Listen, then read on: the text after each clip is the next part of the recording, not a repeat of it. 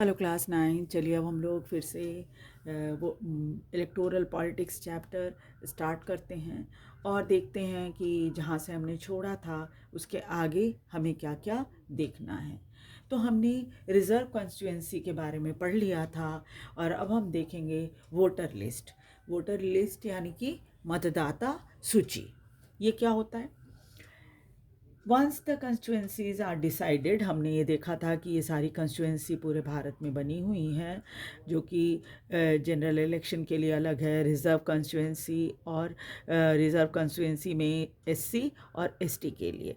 तो ये पूरे भारत का दिया हुआ है नक्शा और इसमें दिखाया गया है कि कौन कौन से जो वाइट कलर के हैं वो जनरल हैं, यानी उस पर कोई भी कैंडिडेट खड़ा हो सकता है, और रिज़र्व में शेड्यूल कास्ट कैंडिडेट खड़े हो सकते हैं जो कि रेड कलर से है, और रिज़र्व एसटी के लिए जो शेड्यूल ट्राइब हैं उन लोगों के या आदिवासी जिनको कहा जाता है उनके लिए सीट जो है ग्रीन कलर से है वो रिज़र्व दिखाया गया है आपके इस मैप में। अब चलिए देखते हैं वोटर लिस्ट क्या होती है। Once the constituencies are decided, ये कंस्टिट्यूंसी जैसे ही डिसाइड हो जाता है, the next step is to decide who can and who can not vote. फिर ये तय होता है कि कौन लोग वोट दे सकते हैं और कौन नहीं दे सकते। तो आप तो ये बात जानते ही हैं कि जिन लोगों की उम्र 18 वर्ष से ज़्यादा हो जाती है उनको वोट डालने का अधिकार मिल जाता है। The decision can not be left to any one till the last day, किसी के लिए भी ऐसे छोड़ा नहीं जाता कि हाँ जिसको मर्जी आए वो जो करना चाहे करे। In a democratic election the list of those who are eligible to vote is prepared much before the election and given to everyone. यहाँ क्या होता है कि किसी भी डेमोक्रेटिक इलेक्शन में ऐसे नहीं कि हम 18 वर्ष के हो गए जी हम वोट देंगे, नहीं ऐसे नहीं होता। बल्कि क्या होता है, पहले से एलिजिबिलिटी तय हो जाती है और उसके बाद एक लिस्ट बनती है और उसके बाद तब फिर वो वोट डालने के लायक हो पाते हैं। This list is officially called the electoral roll and commonly known as voter list। और ये जो लिस्ट बनती है इसको सरकारी भाषा में इलेक्टोरल रोल कहा जाता है और बोलचाल की भाषा में हम इसे वोटर लिस्ट कहते हैं। आपने देखा होगा, आप तो अभी वोट नहीं डाल सकते, लेकिन आपके माता पिता तो वोट डालते होंगे।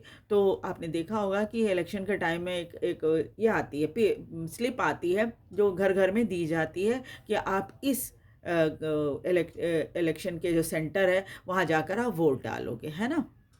जो पोलिंग बूथ बना हुआ है वहाँ जाकर आप वोट डालोगे, उसमें सब सारी डिटेल दी रहती है और आपको वोटर आई कार्ड जो होता है उसको लेकर जाना होता है इलेक्शन में वोट डालने के लिए। This is an important step for it is linked to the first condition of the democratic election।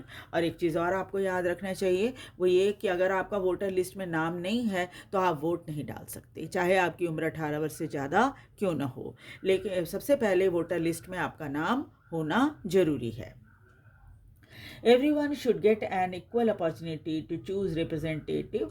और ये वोटर लिस्ट इसलिए बनाई जाती है ताकि सभी को जो एलिजिबल हैं, जो वोट डाल सकते हैं, उन सबको मौका मिले बराबर वोट डालने का। Earlier we read about the principle of universal adult franchise. इसके पहले आपने यूनिवर्सल एडल्ट फ्रेंचाइज यानी जितने एडल्ट हैं सबको वोट डालने का अधिकार मिलता है। In practice it means that everyone should have one vote and each vote should have equal value. इसका मतलब क्या हुआ? यूनिवर्सल एडल्ट फ्रेंचाइज का मतलब ये हुआ कि हर व्यक्ति के वोट की कीमत एक है और साथ ही साथ क्या है, सभी जो है वो उसकी वैल्यू जो होगी वो बराबर ही होगी। या ये नहीं है कि राष्ट्रपति हैं तो उनके वोट की कीमत 10 है और अमीर हैं तो उनके वोट की कीमत 10 है और बाकी जो गरीब हैं और साधारण लोग हैं उनकी वोट की कीमत 1 है। नहीं, सबकी वैल्यू एक ही है, चाहे वो कोई भी हो। No one should be denied the right to vote without good reason. बिना किसी विशेष कारण के किसी व्यक्ति को आप वोट डालने से नहीं रोक सकते जिसकी उम्र 18 वर्ष से ज़्यादा हो चुकी है। Different citizen differ from one another in many ways. अलग अलग नागरिक जो होते हैं वो कई तरीके से अलग हो सकते हैं। सम आर रिच, कोई अमीर हैं, सम आर पुअर, कुछ गरीब हैं, सम आर हाईली एजुकेटेड, कुछ बहुत पढ़े लिखे हैं, some are not so educated, कुछ ज़्यादा पढ़े लिखे नहीं होते, नॉट एजुकेटेड एट ऑल, बहुत सारे तो बिल्कुल ही अनपढ़ हैं। सम आर काइंड, कुछ दयालु हैं, some are not so kind, कुछ दयालु नहीं होते हैं, but all of them human beings with their own need and views, लेकिन सभी के सभी इंसान हैं और सबकी ज़रूरतें और उनके विचार हो सकते हैं।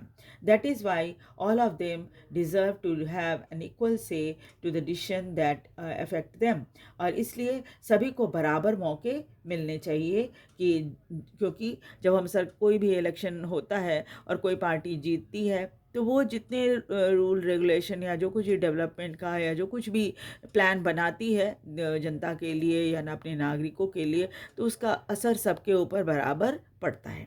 इसलिए सबको अधिकार मिलना चाहिए वोट डालने का। मैं बार बार आपको याद दिला रही हूँ कि वो 18 वर्ष से ज़्यादा उम्र होनी चाहिए। In our country, all the citizens aged 18 years and above can vote in election. हमारे देश में हर वो नागरिक जिसकी उम्र 18 वर्ष से ज़्यादा है उनको वोट डालने का अधिकार होता है। Every citizen has the right to vote regardless of his और हर कास्ट, रिलीजन और जेंडर। वो हर नागरिक, चाहे वो उसको वोट डालने का अधिकार है, चाहे वो किसी भी जाति का हो या को महिला हो या पुरुष हो, कोई धर्म मानता हो, ये है ना, उनको वो वोट डाल सकते हैं। Some criminals and the person with unsound mind can be denied the right to vote. कुछ लोग जो जैसे पागल होते हैं, जो लोग जो मानसिक स्थिति जिनकी सही नहीं होती, उनको हो सकता है वोट डालने का अधिकार न दिया जाए, but only in rare situation. लेकिन ये भी बहुत ही एकदम रेयरली ऐसा किया जाता है।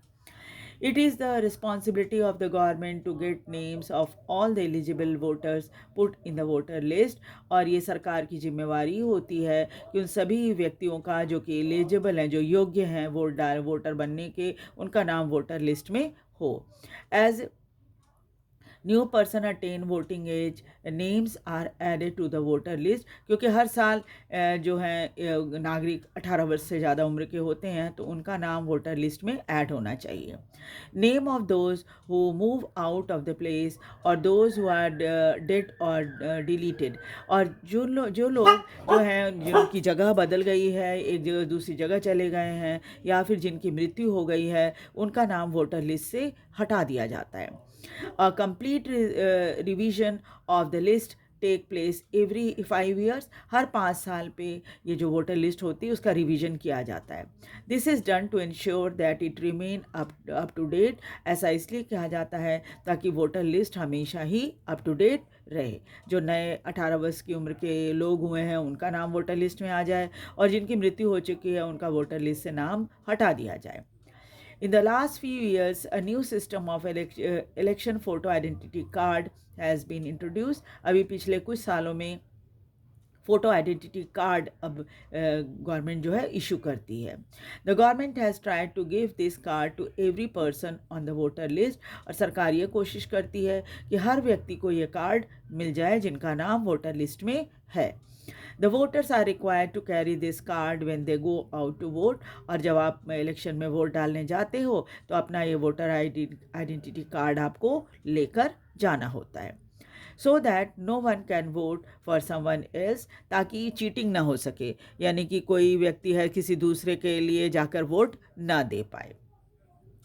But the card is not yet completely compulsory for voting, लेकिन ये भी कहा गया है कि ऐसा कोई कंपलसरी नहीं है वोटिंग के लिए आपके पास वोटर आईडी कार्ड हो ही।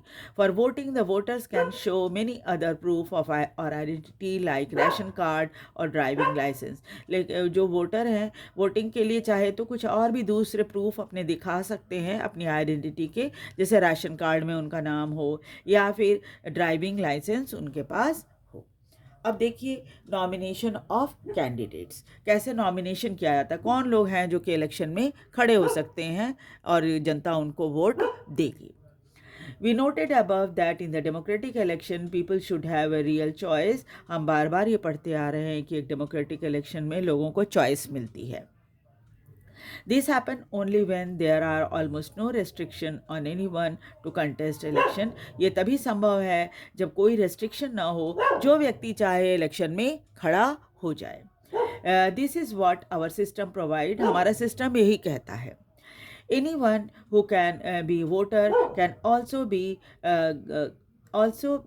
become a candidate in election. जो लोग वोटर हैं उनमें से जो कोई कैंडिडेट भी इलेक्शन में बन सकते हैं, नेता भी बन सकते हैं. The only difference is that in order to be candidate, a minimum age of 25 years, while it is only 18 years for being a voter.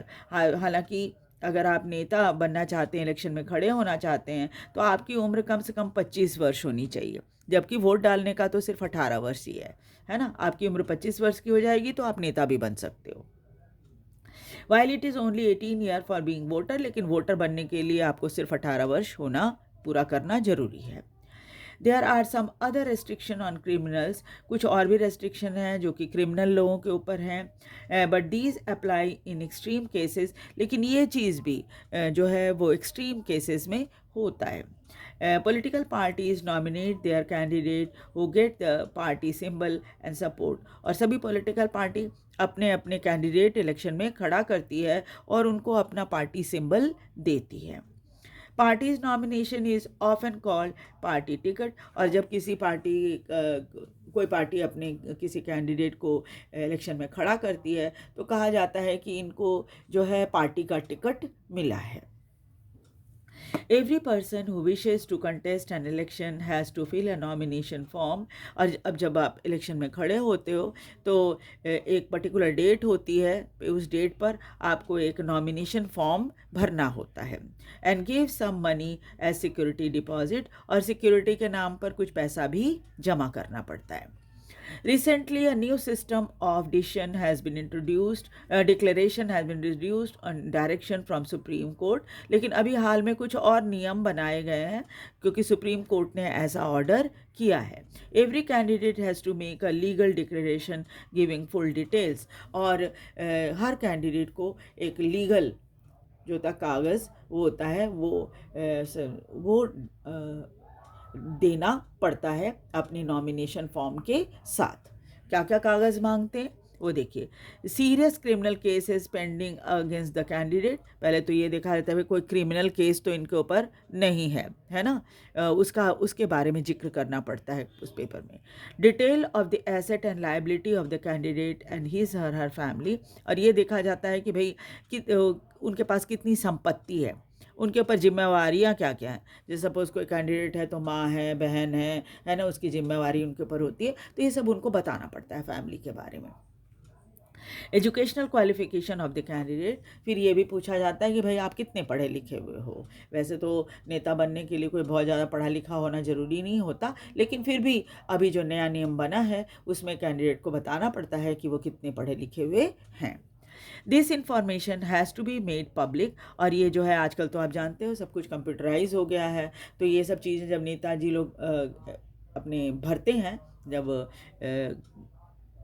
जो उनका नॉमिनेशन फॉर्म होता है उसको जब भरते हैं तो उसको क्या करती है इलेक्शन कमीशन, वो अपने कंप्यूटर में फीड कर देती है, डाल देती है. तो कोई भी व्यक्ति जो उस एरिया में रहता है, जैसे हम इधर रहते हैं यहाँ पर ईस्ट दिल्ली में, तो इस दिल्ली के हम किसी भी कैंडिडेट के बारे में कंप्यूटर में देख सकते हैं इलेक्शन कमीशन की साइट खोलकर कि कौन से कैंडिडेट यहाँ खड़े हुए हैं और मैं किसको वोट देना चाहती हूँ, या उनके ऊपर क्या कोई कौन कौन सी केसेस चल रही है, या उनके पास कितनी धन संपत्ति है. ये सब चीज़ों का मैं साधारण जनता भी जो नागरिक हैं वो पता लगा सकती हैं. This information has to be made public. This provide opportunity to voter to make their decision on the basis of information provided by the candidate. इस तरह से क्या है, आपको मौका मिल जाता है, हर वोटर को ये मौका मिल जाता है कि वो फैसला कर सके कि भाई कौन से कैंडिडेट को वो वोट डालना चाहेगा. चलिए नेक्स्ट क्लास में हम लोग जो है वो इलेक्शन कैंपेन के बारे में पढ़ेंगे और समझेंगे कि ये होता क्या है और इससे किसी कैंडिडेट को जो इलेक्शन में खड़े होते हैं उनको क्या फ़ायदा होता है. तो वीडियो मुझे लगता है कि आपने चैप्टर इतनी दूर समझ लिया होगा अच्छे से, और प्लेलिस्ट में जाकर आप आगे के भी पीछे पीछे जो मैंने पढ़ा दिया है उसको भी आप देख सकते हैं। वीडियो को लाइक और सब्सक्राइब भी ज़रूर कर दीजिए और शेयर भी कीजिए ताकि दूसरे बच्चे भी इसे देख सकें। Thank you very much.